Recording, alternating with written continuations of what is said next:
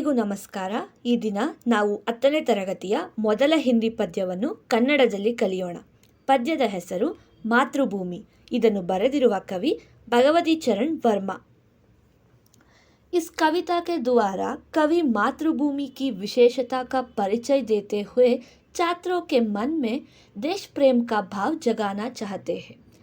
ಅಂದರೆ ಈ ಕವಿತೆಯ ಮೂಲಕ ಕವಿ ಭಗವತಿ ಚರಣ್ ವರ್ಮಾ ಅವರು ವಿದ್ಯಾರ್ಥಿಗಳಿಗೆ ಮಾತೃಭೂಮಿಯ ವಿಶೇಷತೆಯನ್ನು ತಿಳಿಸಿಕೊಡುವ ಮೂಲಕ ವಿದ್ಯಾರ್ಥಿಗಳಲ್ಲಿ ರಾಷ್ಟ್ರಭಕ್ತಿ ಮತ್ತು ದೇಶಪ್ರೇಮವನ್ನು ಜಾಗೃತಗೊಳಿಸುವ ಪ್ರಯತ್ನವನ್ನು ಮಾಡಿದ್ದಾರೆ. ವಿದ್ಯಾರ್ಥಿಗಳಲ್ಲಿ ದೇಶಪ್ರೇಮವನ್ನು ಮೂಡಿಸುವುದು ಈ ಕವಿತೆಯ ಮುಖ್ಯ ಆಶಯವಾಗಿದೆ. ಮಾತೃಭೂ ಶತ ಬಾರ್ ಪ್ರಣಾಮ್. ಭೂಮಿ ತಾಯಿಯೇ, ನಿನಗೆ 100 ಬಾರಿ ನನ್ನ ನಮಸ್ಕಾರಗಳು. ಶತ್ ಅಂದರೆ 100. ಯಾಕೆ 100 ಬಾರಿ ನಮಸ್ಕಾರವನ್ನು ಕವಿ ಮಾಡಿದ್ದಾರೆ ಎಂದು ಮುಂದೆ ಬರುವ ಸಾಲಿನಲ್ಲಿ ಕಾರಣವನ್ನು ಕೊಡುತ್ತಾ ಹೋಗುತ್ತಾರೆ. ಅಮರೋಂ ಕಿ ಜನನಿ ತುಮ್ಕೋ ಶತ ಬಾರ್ ಪ್ರಣಾಮ್. ಮಾತೃಭೂ ಶತ ಬಾರ್ ಪ್ರಣಾಮ್. ಎಷ್ಟೋ ಅಮರರಿಗೆ ನೀನು ಜನ್ಮ ನೀಡಿದ್ದೀಯ, ಅದಕ್ಕಾಗಿ ನಿನಗೆ 100 ಬಾರಿ ವಂದನೆಗಳು. ಅಮರ ಎಂದರೆ ಯಾರಿಗೆ ಸಾವೇ ಇಲ್ಲ ಅವರನ್ನು ಅಮರ ಎನ್ನುತ್ತೇವೆ. ಅಂತಹ ಅಮರರಿಗೆ ಜನನ ಕೊಟ್ಟಿರುವ ನಿನಗೆ 100 ಬಾರಿ ನಮಸ್ಕಾರಗಳು. ತೇರೆ ಊರ್ ಮೇ ಶಾಯದ್ ಗಾಂಧಿ ಬುದ್ಧ ಔರ್ ರಾಮ್.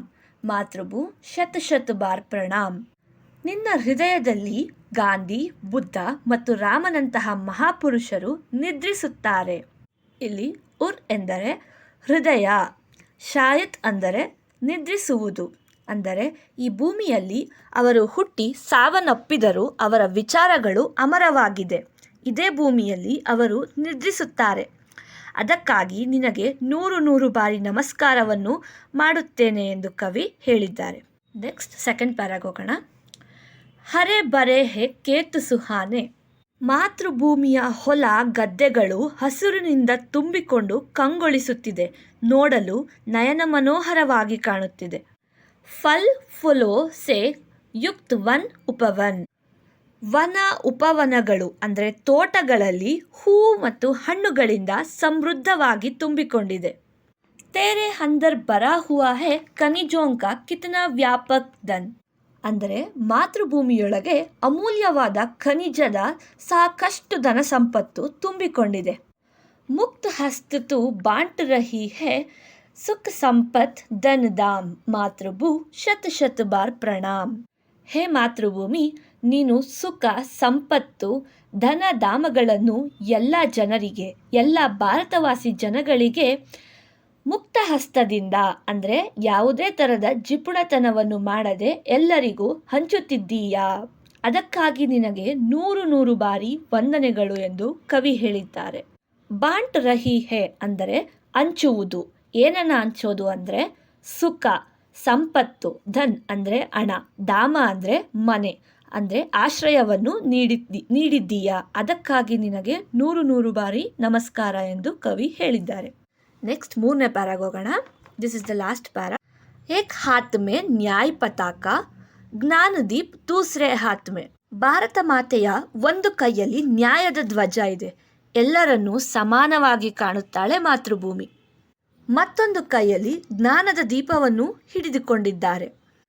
ಜಗಕ ರೂಪ್ ಬದಲ್ದೆ ಹೇಮಾ, ಕೋಟಿ ಕೋಟಿ ಹಮ್ ಆಜ್ ಸಾತ್ ಮೇ ಅಂತ. ಅಂದರೆ ಹೇ ತಾಯಿ, ನೀನು ಜಗತ್ತಿನ ರೂಪವನ್ನೇ ಬದಲಿಸಿಬಿಡು.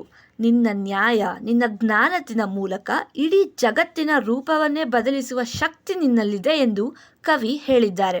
ಈ ದಿನ ಕೋಟಿ ಕೋಟಿ ಜನರು ನಿನ್ನ ಜೊತೆ ಇದ್ದೀವಿ.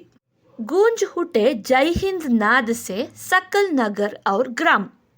ಜೈ ಹಿಂದ್ ಹೇಳುವಂತಹ ನಾದ ಎಲ್ಲ ನಗರಗಳಲ್ಲಿ, ಎಲ್ಲ ಗ್ರಾಮಗಳಲ್ಲಿ, ಎಲ್ಲ ದಿಕ್ಕುಗಳಲ್ಲಿ ಪ್ರತಿಧ್ವನಿಯಾಗುತ್ತಿದೆ ಎಂದು ಹೇಳಿದ್ದಾರೆ. ಗೂಂಜ್ ಉಟೆ ಅಂದರೆ ಪ್ರತಿಧ್ವನಿ. ಅಂದರೆ ಕೋಟಿ ಕೋಟಿ ನಿನ್ನ ಮಕ್ಕಳು ಇವತ್ತು ಜೊತೆ ಸೇರಿ ಜೈ ಹಿಂದ್ ಹೇಳುವ ನಾದ ಎಲ್ಲ ದಿಕ್ಕುಗಳಲ್ಲೂ ಪ್ರತಿಧ್ವನಿಸಲಿ ಎಂದು ಕವಿ ಹೇಳಿದ್ದಾರೆ. ಮಾತೃಭೂ ಶತ ಬಾರ್ ಪ್ರಣಾಮ್.